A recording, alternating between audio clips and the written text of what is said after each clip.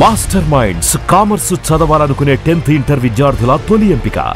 ఒకప్పుడు 30-40 ఏళ్ళు ఉండే హ్యూమన్ లైఫ్ స్పాన్ని మనం 100-150 ఏళ్ల క్రితం ఎంతో దూరం వెళ్ళక్కర్లా, 1000 ఏళ్ల క్రితం వెళ్ళక్కర్లా, 100 ఏళ్ల క్రితం వెళ్తే 30-40 ఏళ్ళ లైఫ్ స్పాను ఇప్పుడు 70 ఏళ్ళు చేసాం.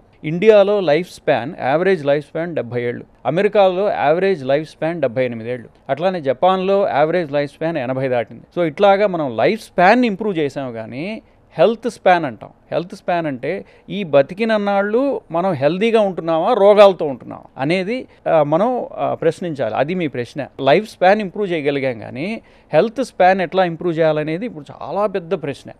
ఎట్లాగంటే లైఫ్ స్పాన్ ఎలా ఇంప్రూవ్ చేసాం? మనం కొత్త వ్యాక్సినేషన్స్ ద్వారా, యాంటీబయాటిక్స్ ద్వారా మెటర్నల్ మోర్టాలిటీ అంటే చిన్నప్పుడు మనకి మెటర్నల్ ఫీటల్ మోర్టాలిటీని అంటే మదర్ అండ్ బేబీని చిన్నప్పుడే వాళ్ళకి పుట్టినప్పుడు వాళ్ళని జాగ్రత్తగా చూసుకోవడం వల్ల మనకి అప్పుడు మనం లాంజివిటీ పెంచాం, లైఫ్ స్పాన్ పెంచాం. కానీ ఏమవుతుందంటే ఈ కొత్త రోగాలు మీరు అంటున్నట్టుగా రావడం, పాత రోగాలు మళ్ళీ పునరావృతం అవ్వడం. అంటే ఫర్ ఎగ్జాంపుల్ చూడండి, డయాబెటీస్ పెరుగుతోంది, క్రానిక్ కిడ్నీ డిసీజ్ అంటాం, అది పెరుగుతోంది, హైపర్ టెన్షన్ పెరుగుతోంది, క్యాన్సర్లు పెరుగుతున్నాయి, హార్ట్ అటాకులు పెరుగుతున్నాయి, చిన్నవాళ్లలో హార్ట్ అటాకులు కొత్తగా వస్తున్నాయి, అట్లానే స్ట్రోకులు పెరుగుతున్నాయి, అట్లానే డిప్రెషన్ ఎక్కువైపోతుంది, ఒబిసిటీ ఎక్కువైపోతుంది ఇప్పుడు. సో ఇన్ని రోగాలు, ఈ మెంటల్ ఫిజికల్ 2 రోగాలు పెరుగుతున్నాయి. ఈ 2 రోగాలు ఎందుకు పెరుగుతున్నాయంటే 1,00,000 కారణాలు. కర్ణుడి చావుకి ఎన్నో కారణాలు అన్నట్టుగా ఈ రోగాలన్నిటికీ కూడా చాలా కారణాలు ఉన్నాయన్నమాట.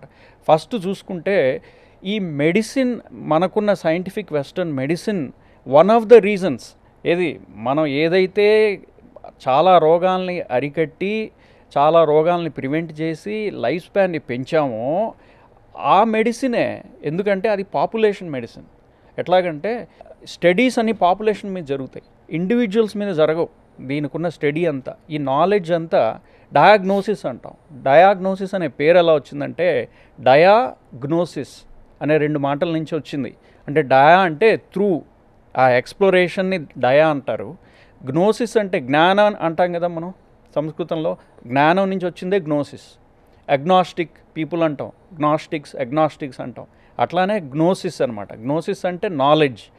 ఏ నాలెడ్జ్ మనకి తెలిస్తే మనం కరెక్ట్గా ఆ ప్రాబ్లమ్ని మనం ఐడెంటిఫై చేయగలం. ఫర్ ఎగ్జాంపుల్ మీకు హెడేక్ చెప్తా చూడండి. ఒక పేషెంటు హెడేక్తో ఒక వైద్యుడి దగ్గరికి వచ్చారు.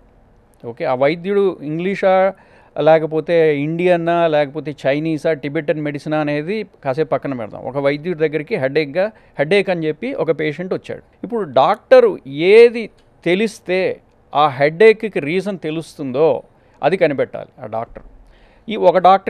ఒక వైద్యుడు ఏమంటాడంటే, మనం నీకు సివియర్గా హెడేక్ ఉంటే చాలా రోజులుగా ఒక క్యాట్ స్కాన్ తీద్దాం, లేకపోతే ఒక ఎంఆర్ఐ తీద్దాం. ఎందుకు ఎంఆర్ఐ క్యాట్ స్కాన్ తీద్దాం అంటాడు? నాకు డైరెక్ట్గా మీ బ్రెయిన్లో ఏముందో నాకు తెలియాలి. ట్యూమర్ ఉండొచ్చు, బ్లీడింగ్ అవ్వచ్చు, ఇంకోటి అవ్వచ్చు. సో నాకు తెలియాలి. ఇది ఒక వైద్యుడు. ఇంకొక వైద్యుడి దగ్గరికి అదే పేషెంట్ వెళ్ళాడు. ఆయన ఏమంటాడంటే, నీకు వాత దోషం ఎక్కువైంది, దానివల్ల నీకు ఫ్రీక్వెంట్గా హెడేక్స్ వస్తున్నాయి.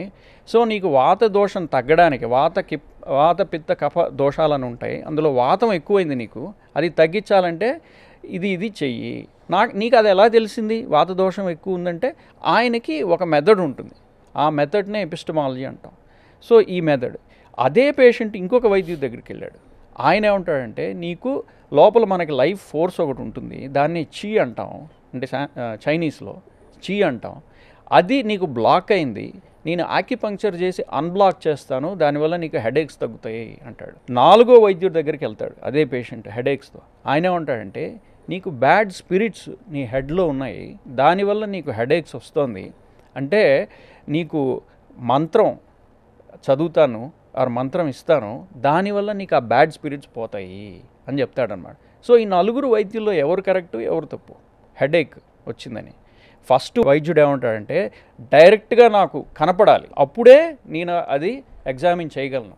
అది సైంటిఫిక్ వెస్టర్న్ మెడిసిన్. మిగిలిన వైద్యులందరూ ఏమంటారంటే, నాకు అర్థమవుతోంది మీకేమవుతుందో, కానీ నాకు డైరెక్ట్గా అబ్జర్వ్ చేయాల్సిన అవసరం లేదు, ఇండైరెక్ట్గా నేను తెలుసుకోగలను అంటారనమాట. అవన్నీ ఓల్డెన్ టైప్ ఆఫ్ మెడిసిన్స్ అనమాట. అంటే డైరెక్ట్ అబ్జర్వేషన్నే ఎంపెరికల్ సైన్స్ అంటాం. సో దాని నుంచి వచ్చిందే వెస్టర్న్ మెడిసిన్.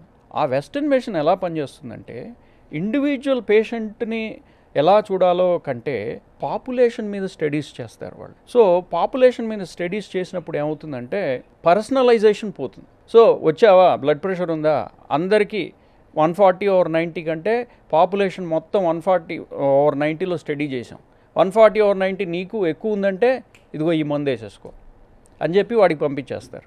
దానివల్ల వచ్చే ప్రాబ్లం ఏంటంటే ఫాస్ట్గా రోజుకి 50 మందిని, రోజుకి 60 మందిని చూడడం వల్ల ఒక్కొక్క పేషెంట్కి నీకు 2 నిమిషాలు 5 నిమిషాల కంటే ఎక్కువ టైం ఉండదు. మనం ఇందాక అనుకున్న డిసీజెస్ అన్నీ లైఫ్ స్టైల్ డిసీజ్ కదా.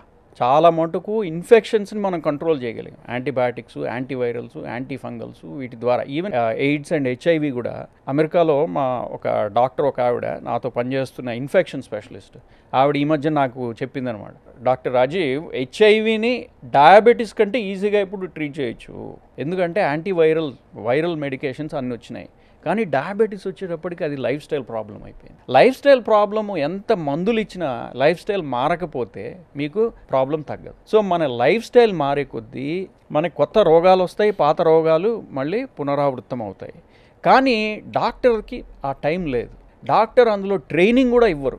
లైఫ్ స్టైల్ ట్రీట్మెంట్కి, లైఫ్ స్టైల్ మెడిసిన్కి అనే ట్రీట్మెంట్ కూడా ఉండదు మా స్టడీలో, మా ట్రైనింగ్లో. సో దానివల్ల ఏమవుతుందంటే, వచ్చావా, బ్లడ్ ప్రెషర్ పెరిగింది, బ్లడ్ షుగర్ పెరిగింది, ఇదిగో మాత్రలు, ఇదిగో ఇంజక్షన్లు, ఇదిగో సర్జరీ, ఇదిగో ప్రొసీజర్, తీసేసుకో, వెళ్ళిపో. దానివల్ల ఏమవుతుందంటే జ్వరానికి పారాసిటమాల్ ఇచ్చినట్టు. కానీ జ్వరం ఎందుకు వచ్చింది, దానివల్ల అదంతా ఇన్వెస్టిగేట్ చేయాలంటే టైం పడుతుంది. కానీ పారాసిటమాల్ ఇచ్చేసి పంపించేసినట్టుగా అనమాట. సో దానివల్ల మనకి పాపులేషన్ మెడిసిన్ స్టడీ చేయడం వల్ల ఇండివిజువలైజేషన్ తగ్గిపోయి, అంటే పర్సనలైజేషన్ తగ్గిపోయి, పాపులేషన్ స్టడీస్ ఎక్కువైపోయి, లైఫ్ స్టైల్ మెడిసిన్ ట్రైనింగ్ లేకపోవడం వల్ల మన వెస్ట్రన్ మెడిసిన్లో. ఎందుకంటే లైఫ్ స్టైల్ మెడిసిన్ అంటే చాలా టైం పడుతుంది. వాళ్ళతో కూర్చొని 20-30 నిమిషాలు ఒక్కొక్క పేషెంట్తో టైం స్పెండ్ చేయాలి. కొన్నిసార్లు 40 మినిట్స్ కూడా పడుతుంది. ఎందుకంటే వాళ్ళ లైఫ్ స్టైల్ అంతా తెలిస్తే కదా వాళ్ళకి ఎందుకు ఈ రోగాలు వస్తున్నాయో తెలిసేది. సో ఒబీసిటీ గురించి మళ్ళీ మాట్లాడదాం.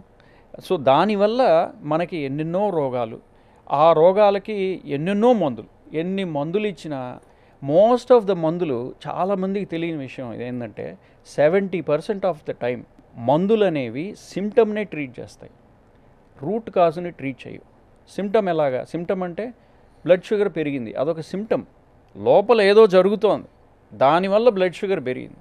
మనం ఏం చేస్తాం? బ్లడ్ షుగర్ని తగ్గిస్తాం, లోపల జరుగుతున్న ప్రాబ్లమ్ని మనం అడ్రస్ చేయం.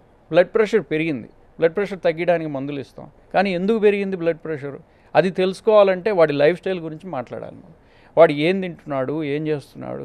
యుక్తాహార విహారస్య యుక్త చేష్టస్య కర్మసు అన్నారు కదా. యుక్తంతో ఆహార విహారాదులు ఉండాలి.